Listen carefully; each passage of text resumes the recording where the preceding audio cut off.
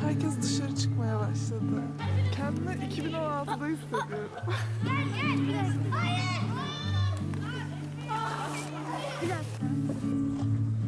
Daha da yok oldum. 2, 3.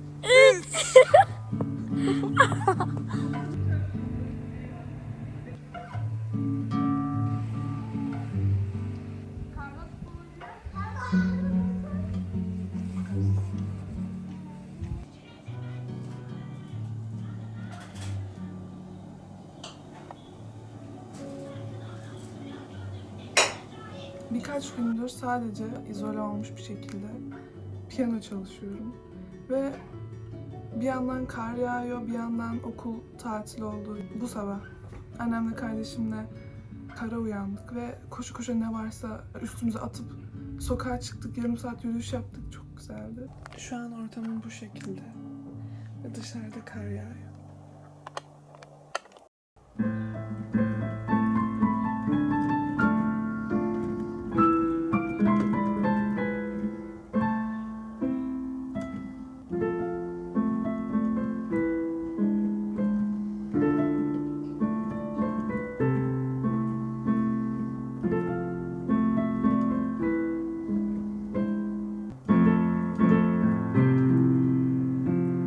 Tamam. Bir de. Ah. Ah. Yani.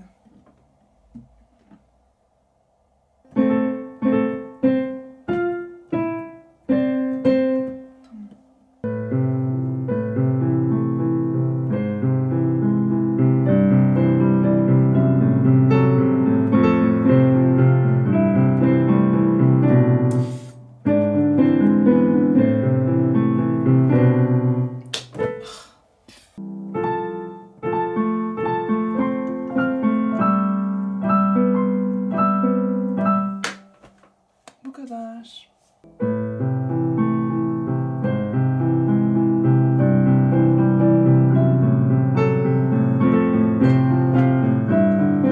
Ah.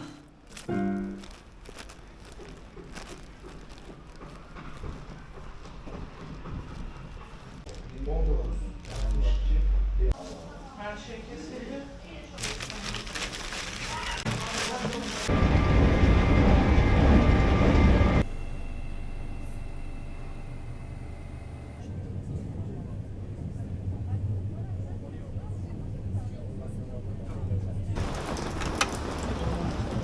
Şeydeydi, terörle mücadeledeydi. O da sizin de takip ediyorlar. Balkan Dışı'nda şeydi, Ramazan.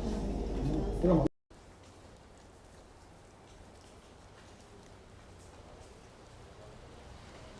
Ourselves, it means that we will be treating ourselves differently than we. Bir tane parçacıklı domates var. Bir tane böyle salça gibi. Salça gibi olan koyu mu? Evet. Öbürü de olur. Farklı oldu. Ne kadar koymam gerekecek? Tamam. Loving ourselves, it's a courageous act to commit, especially if we have never. Ya ilk dakika ya. İlk önce un kavurmam gerekiyordu. Talk to you guys about how I have formed that and the realizations that have brought me to the comfortable. Don't be scared of that. If I had somebody telling me that, I hope to be that reassurance for you guys and myself. Sometimes it's easier to just keep ourselves stuck in the same cycle instead of creating a new way of life. What if we could become the thing that we are? That is being honest about that, no matter how unpleasant. Like I said, we have a whole video on because it only plays into honesty. We will never be perfect and sort of perfect that we can ever achieve the path towards change and betterment. That is what I am trying to hold. How do you love something more than know? What could I do to form that self-respect so that I could make those difficult decisions? That's why this awareness and this honesty with ourselves is so. How can we start to gain and cultivate that love? Awareness is a tool that not all of us use in this life. Dur bakalım.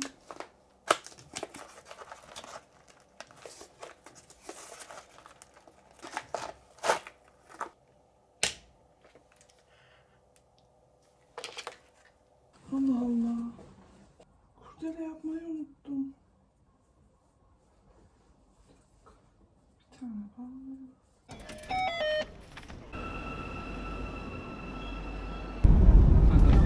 Valla.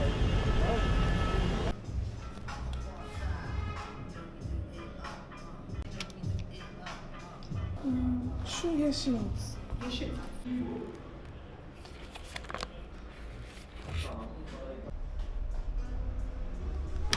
Elinize sağlık.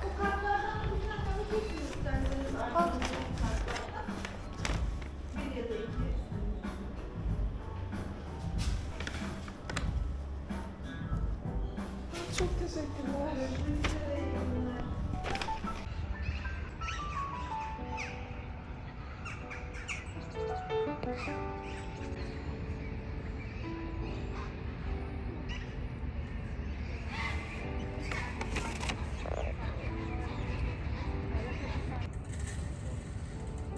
Hava o kadar güzel ki.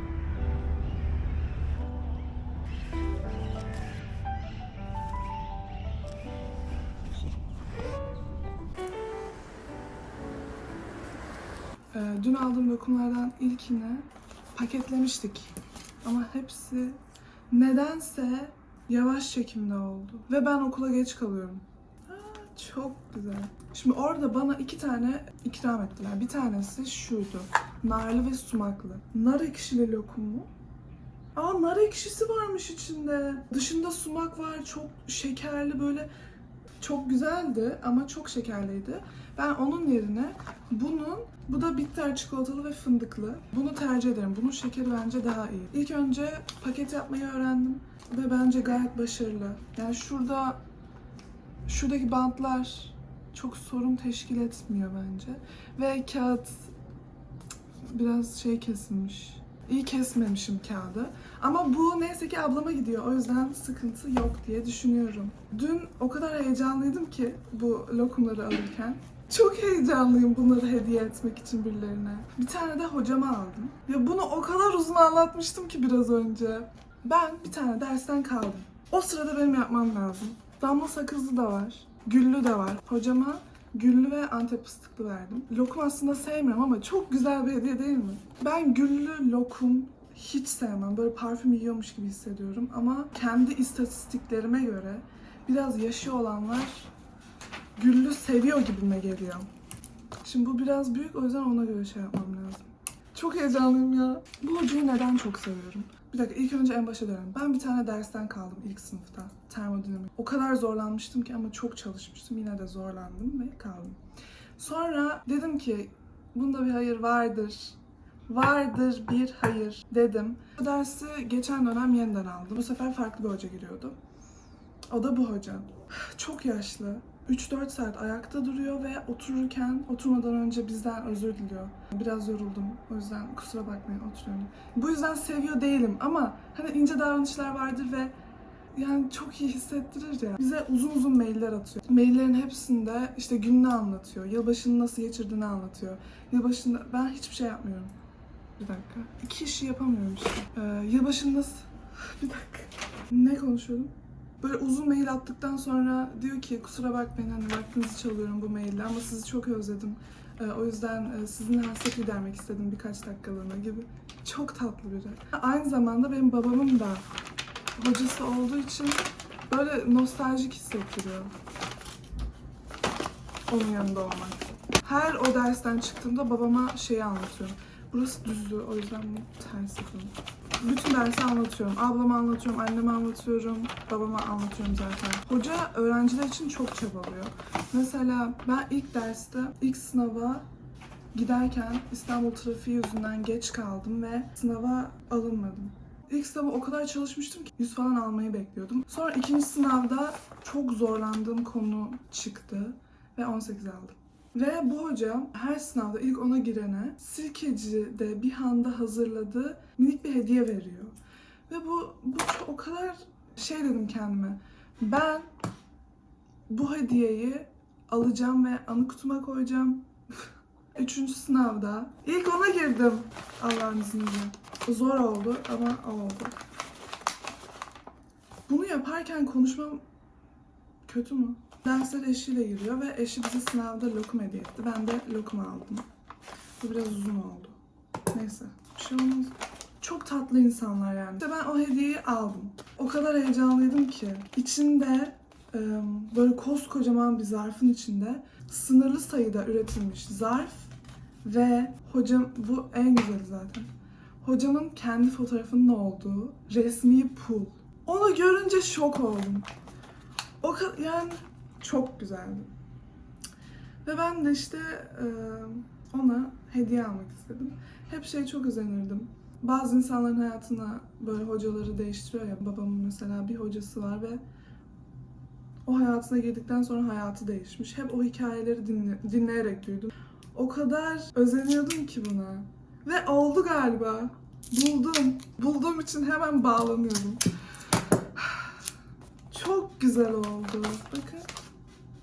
Güzel oldu bence. Ve ilk defa böyle bir hediye yapıyorum ve çok heyecanlıyım. Bize geçen sene Rum Koç diş kirası vermişti. Diş kirası yapılıyormuş. Öyle bir hediye vermişti, minik bir hediye. Çok hoşuma gitmişti.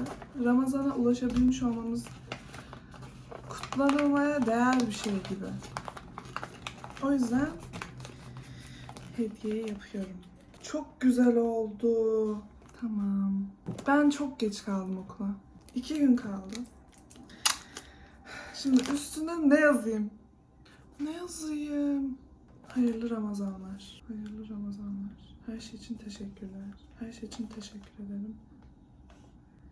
Her şey için hayırlı Ramazanlar. Ama konuşurken burayı okuması beni utandırır. Hoca diyeceğim ya, hocam işte her şey için teşekkürler derken burada da her şey için teşekkürler yazması beni o an utandırır. Çünkü ben aynı şeyi söylerken buradan okuyacak. Ya bu tamam, her şey için teşekkürler. Ama hayırlı Ramazanlar mı? Her şey için teşekkürler mi? Bence ben konuşurken teşekkür edeyim. Burada da hayırlı Ramazanlar yaz. Hayırlı Ramazanlar. İyi Ramazanlar. Mutlu Ramazanlar. Ramazan dilekleri. Gözlerimiz ışık dolsun. Gönüllerimiz Ramazan ayınız mübarek olsun. Tam Ramazan ayınız mübarek ol. Ramazan ayınızı kutlarım. Bu çok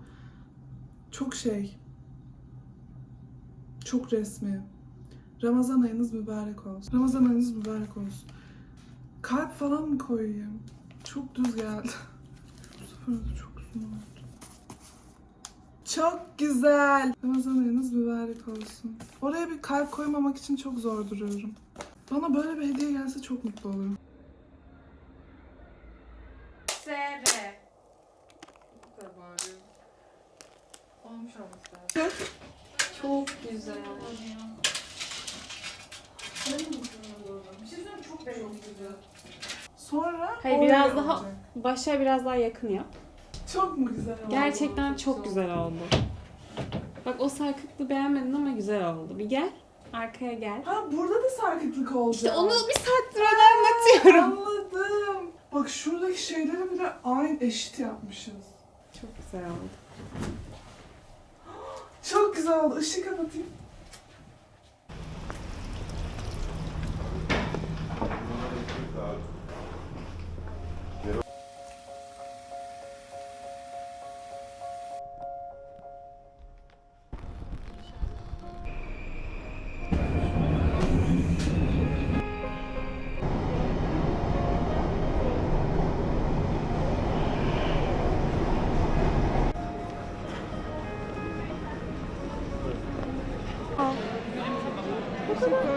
O kadar konuştuk, çekmedi.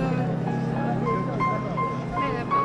Biz geçenki videomuzda aşk yaşadığımızdan bahsettik. Bir de Gülsün olarak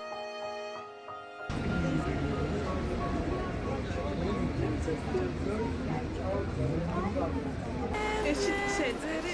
İnşallah beğenirsiniz. ağlarım. Allah. Gerçekten ağlarım.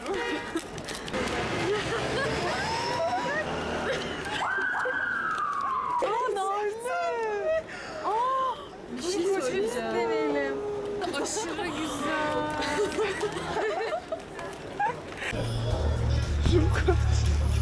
Benimki.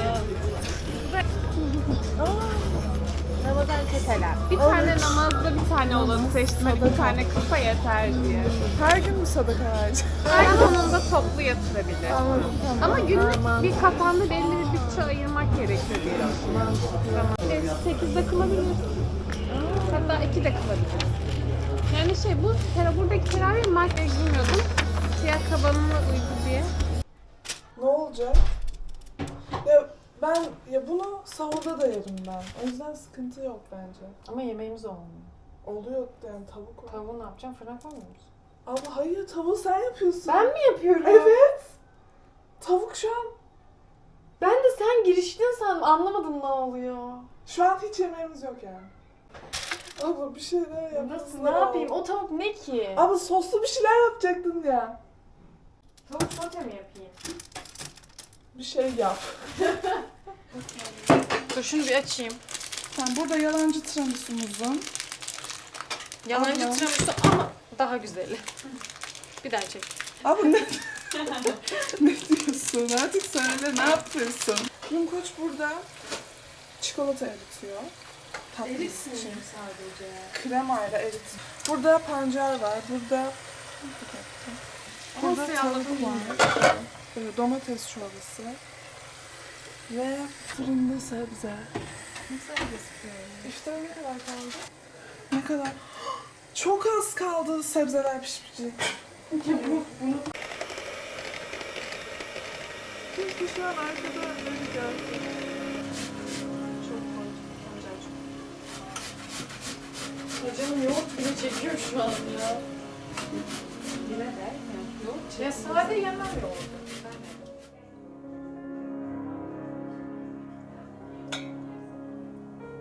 Dediği gibi yaptım aslında ama çok sulu oldu galiba.